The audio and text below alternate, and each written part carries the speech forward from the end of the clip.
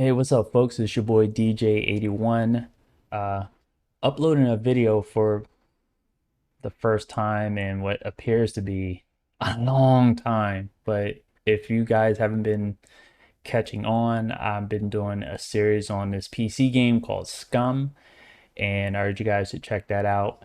Tell me what you think of it.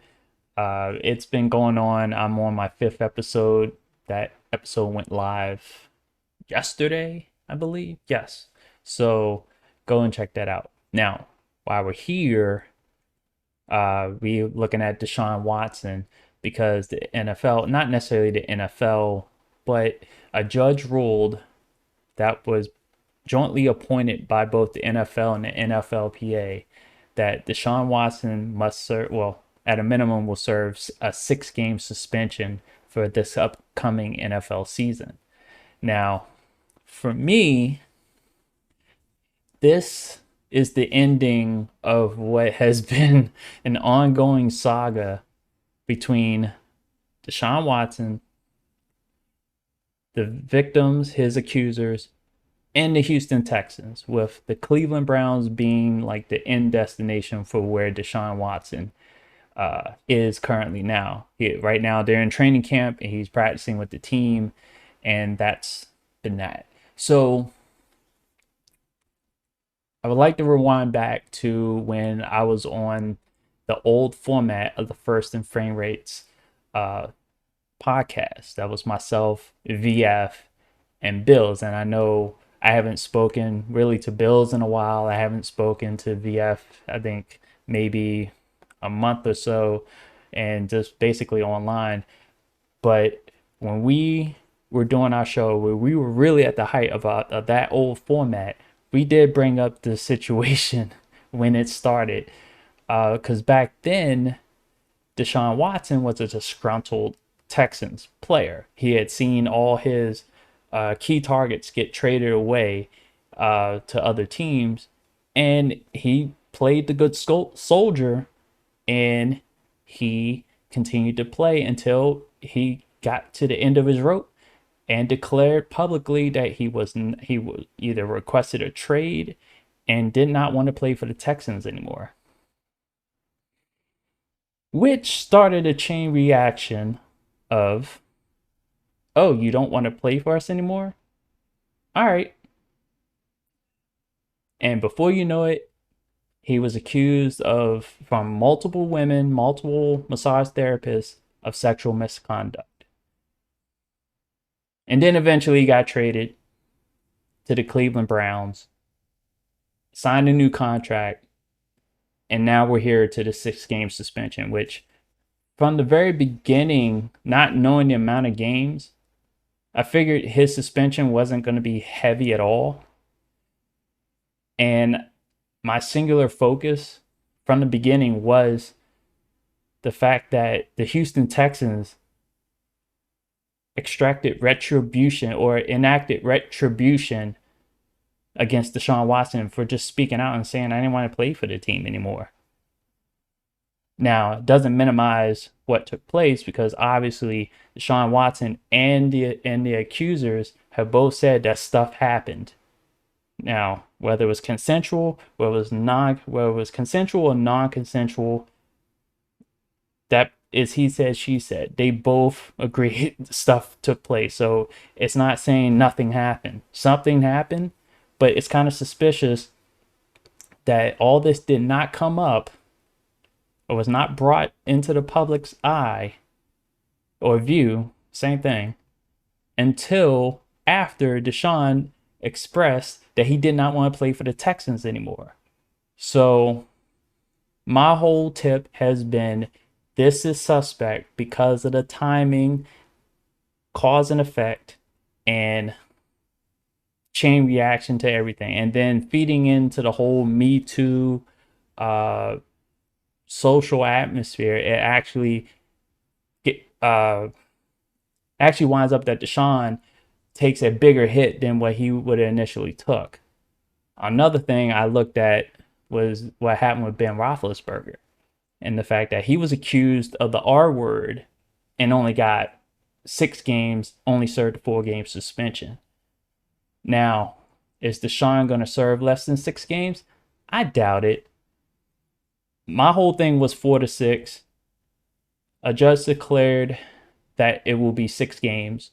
The NFL has yet to respond. The NFLPA has yet to respond. I think the Cleveland Browns have made a statement. But quietly, the Houston Texans also settled their claims against these same women. So that's also suspect because that goes back to my original thought process of the Texans enacting retribution against Deshaun Watson. Now, does that make any sense? Because you eventually have to trade. You eventually traded the guy. No, on the surface it doesn't. But if you think deeper about this, and the timing doesn't make sense, that all of a sudden all these women come out of nowhere and say that, oh, he acted inappropriately during their massage therapy sessions.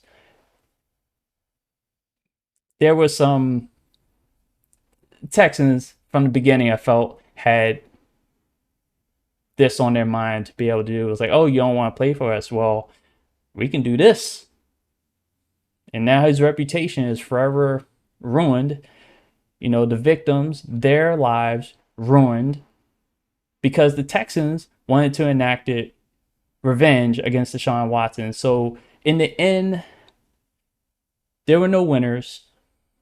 Everyone lost. Fans are losing. Twitter is a mess.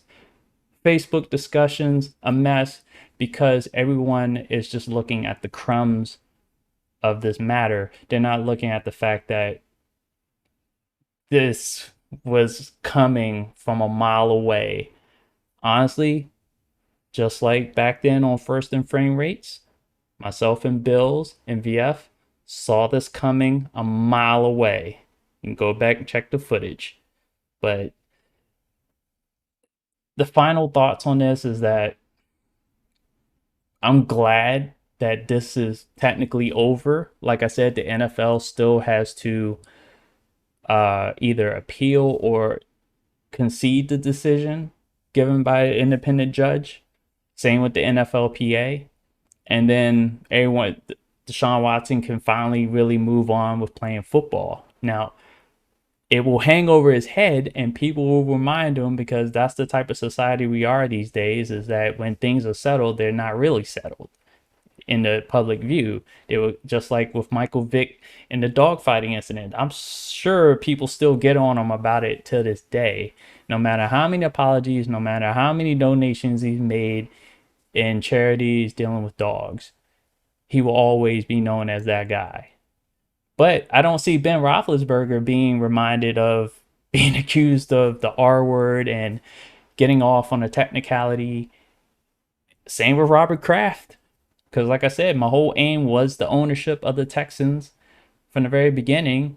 And Robert Kraft basically got away with committing a crime on video, got off on a technicality. So, different rules for different levels of either players, owners, different rules, different applications according to race. There's a whole bunch of things that were in this thing, but I'm just glad it's over so everyone could try to move on. And we got a season to play this year. And I'm not a Browns fan. I could care less about that organization. That organization's been in shit for a long time. And I'm here to see Washington play. As you see, Art Monk is my jersey hanging up, and that's an old Redskins jersey. I know they're now the Commanders, but I have all Redskins stuff still.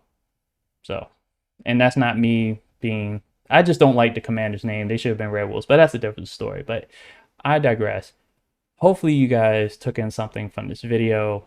I know it turned into a rant a bit. I may have been jumbled around. I don't know. But if you followed along, I do appreciate it. And hopefully you guys have a good day. And I will see you guys. Oh, one more thing. The podcast, I keep saying it's going to return. It's going to return in the fall. I wanted it to return earlier in the year, but I got sidetracked and thought better about it to debut it in the fall when everyone's coming back in from being outside, because I already knew, I learned from last year that everyone wants to go outside, even though last year was more pandemic based versus it was this year. To try to do a podcast in the middle of the summer was not going to work. So I'm going to try again this fall. Season 5, I think season 5. Yep, season 5 will commence, and that'll be it. All right. Hopefully you guys have a good day. I'm saying this again for the final time.